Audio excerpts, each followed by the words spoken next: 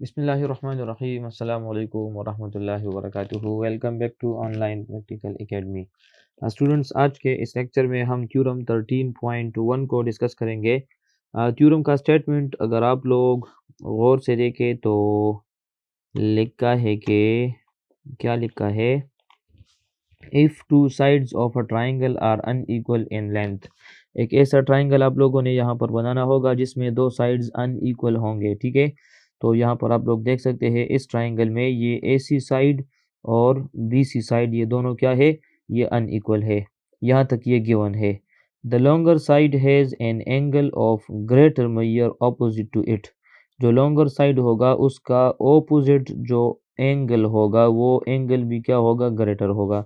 यानी इसके सामने जो ऑपोजिट एंगल है ये वाला एंगल ए, ये एंगल भी ग्रेटर होना चाहिए किससे, एंगल बी से, क्योंकि इसके सामने छोटा साइड है, छोटे साइड के सामने एंगल भी छोटा होगा, बड़े साइड के सामने एंगल भी बड़ा होगा। तो ये हमारा स्टेटमेंट है और अभी इसको हम सॉल्व करेंगे। तो सबसे पहले हम यहाँ पर हेडिंग देंगे क्या, गिवन का, और गिवन में हम ये लिख देंगे कि ट्राइंगल ABC जो है ना ये हमारे पास मौजूद है विद BC। इसका ये जो BC है ये ग्रेटर होगा AC से। यहाँ तक ये हमें मालूम है, यानी गिवन है। और गिवन के बाद हम हेडिंग दे देते हैं क्या, टू प्रूव, यानी जिसको हमने प्रूफ करना होता है। तो हमने क्या प्रूफ करना होगा, ये एंगल बड़ा होगा इस एंगल से। तो इस एंगल को मैं इस तरह भी लिख सकता हूँ CAB। ठीक है, मेजर एंगल CAB, यानी एंगल AB आप लोग शॉर्ट में मुख्तसर इसको कह सकते हैं। ये ग्रेटर होना चाहिए मेजर एंगल B। इस एंगल से ये एंगल क्या होगा, ये बड़ा होगा। इसको हमने प्रूफ करना होगा। तो प्रूफ करने से पहले हम कंस्ट्रक्शन कर लेंगे और कंस्ट्रक्शन में वो पॉइंट यहाँ पर लिख देंगे जो हम अपनी तरफ से करेंगे। ठीक है, मैं इस तरह कर दूंगा, यहाँ BC के ऊपर एक पॉइंट ले लेता हूँ। ठीक है, टेक अ पॉइंट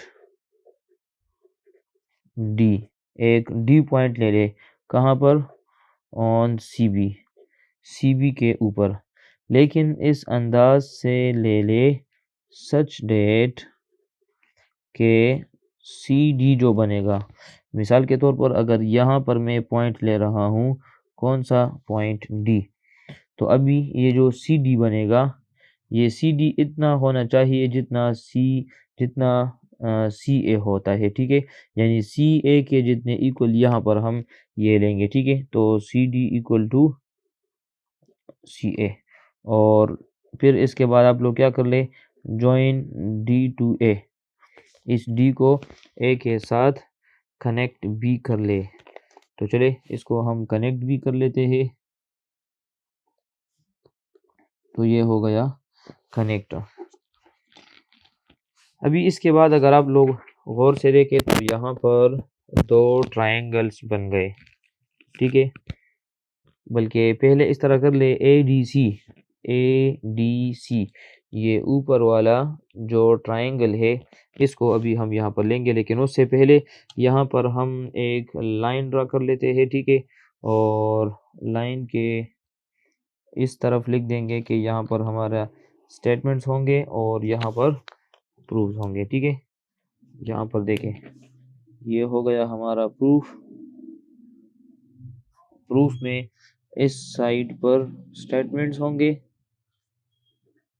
और इस साइड पर जो बात हम कहेंगे उसका रीज़न भी तो देना होगा ना, तो यहाँ पर हम रीजंस लिखेंगे। ठीक है, तो सबसे पहले तो मैं इस तरह कर लेता हूँ, ये जो ADC ट्राइंगल बन रहा है, इन ट्राइंगल ADC, क्या मैं इसमें इस तरह कह सकता हूँ कि CA और CD बराबर है, CA और CD ये क्या है, ये बराबर है। और ये तो ऑलरेडी मैंने बता दिया है कि CA और CD बराबर है। और कहाँ से हम कह सकते हैं, कंस्ट्रक्शन से इस बात को हम कह सकते हैं। अच्छा, एंगल 1 और एंगल 2, यहाँ पर अगर आप लोग देखें तो यहाँ पर एक एंगल बनता है जिसको मैंने नाम दे दिया है एंगल 1। यहाँ जो एंगल बन गया इसको मैंने नाम दे दिया है एंगल 2। एंगल 1 और एंगल 2 भी बराबर है, तो क्या हम लिख सकते हैं कि एंगल 1 इक्वल होगा एंगल 2 के। ये एंगल और ये एंगल इक्वल है, क्यों? क्योंकि इस एंगल के सामने साइड और इस एंगल के सामने साइड, यानी ये साइड और ये साइड, दोनों साइड इक्वल होंगे तो उसके सामने एंगल्स भी क्या होंगे? इक्वल होंगे। तो यहाँ पर इसके सामने मैं लिखूंगा कि angles opposite two congruent sides. Congruent का मतलब है सेम, यानी सेम साइड्स के ऑपोजिट एंगल्स है तो वो भी इक्वल होंगे। मैंने इस एंगल को इस एंगल के बराबर प्रूफ कर दिया है। लेकिन अगर आप लोग देखें ये एंगल 2 जो है ना, ये एंगल 2 इस एंगल बी से बड़ा है। यहाँ पर मैं इस तरह लिख सकता हूँ कि but angle 2 is greater than, बल्कि मैयर लिख दे, measure angle 2 is greater than measure angle B. और क्यों हम कह सकते हैं? क्योंकि ए बी डी में से जो एंगल बनता है ये वाला, ये एक्सटीरियर है, तो एक्सटीरियर से वो वाला एंगल क्या होगा? ये ग्रेटर होगा। क्योंकि अगर आप लोग डी फुट के ज़रिए भी इन दो एंगल्स को मैयर कर लेना तो ये जो एक्सटीरियर होगा ये क्या होगा? ये लेस होगा और ये इंटीरियर वाला ये ग्रेटर होगा। ठीक है, तो यहाँ पर मैं इसके सामने रीज़न में ये लिख सकता हूँ कि एक्सटीरियर एंगल, यानी ये एक्सटीरियर है, ठीक है, तो ये छोटा है और ये जो इंटीरियर होगा वो क्या होगा? बड़ा होगा। देखिए अगर ये इससे बड़ा है तो ये भी तो इससे बड़ा होगा, क्योंकि ये दोनों आपस में क्या है? इक्वल है। तो मैं कह सकता हूँ कि therefore measure angle 1 greater than measure angle B. तो अगर ये बड़ा है इससे तो 1 बी से क्या होगा? बड़ा होगा। और इसको मैं नाम दे देता हूँ कि this is our equation number 1। ठीक है, अच्छा, इसके बाद फिर मैं यहाँ पर लिखूंगा कि also measure angle C A B. C A B कौन सा है? सी ए बी इस पूरे एंगल की बात हो रही है। देखिए यहाँ पर ये सी ए बी एंगल ये है, ये पूरा वाला, ठीक है, ये ब्लू से जो मैंने डिनोट किया है, ये सी ए बी, ये भी क्या है?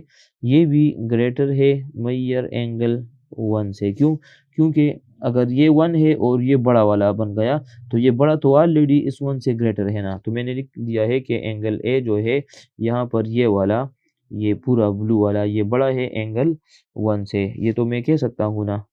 और इसको मैंने नाम दे दिया है क्या? Equation number 2।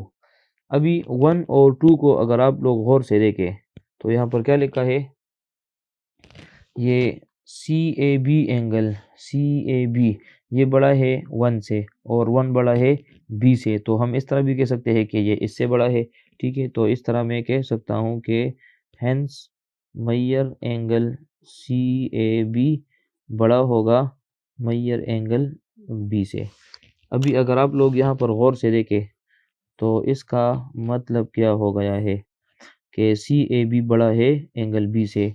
C A B यानी ये ब्लू बड़ा है इससे, और हमने प्रूफ क्या करना था? यही तो हमने प्रूफ करना था कि सी ए बी ग्रेटर है एंगल बी से। ठीक है, और ये कहाँ से आ गया है? ये मेरे साथ आ गया है फ्रॉम इक्वेशन 1 एंड 2।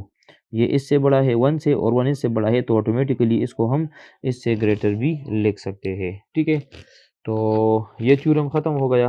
अगर 13.2 आप लोग ओपन कर ले, आप लोगों की बुक में ये है 13.2, तो 13.2 का स्टेटमेंट और 13.1 का स्टेटमेंट आप लोग ज़रा गौर से देखें। यहाँ पर लिखा है कि if two angles of a triangle are unequal in measure, अगर एक ट्राइंगल में दो एंगल्स क्या है? वो अनइक्वल है। इससे पहले थ्योरम में क्या था कि if two sides of a triangle are unequal, अगर दो साइड्स अनइक्वल है। अभी कहते हैं अगर टू एंगल्स अनइक्वल है, the side opposite the greater angle is longer than the side opposite to the smaller, दो एंगल से अनइक्वल है ना, एक बड़ा होगा एक छोटा, जो बड़ा होगा उसके सामने जो साइड होगा वो भी बड़ा होगा और जो छोटा होगा उसके सामने जो साइड होगा वो भी छोटा होगा। ठीक है, तो ये थ्योरम बिल्कुल वही है, इसमें कोई भी डिफ़िकल्टी नहीं है। अभी आप लोग इसको ज़रा एक नज़र देख लेंगे, ठीक है? लेकिन इससे पहले 13.1 जो मैंने समझा दिया है, पहले इसको समझना बहुत ज़रूरी है और ऑलरेडी इसको तो हमने समझ लिया है।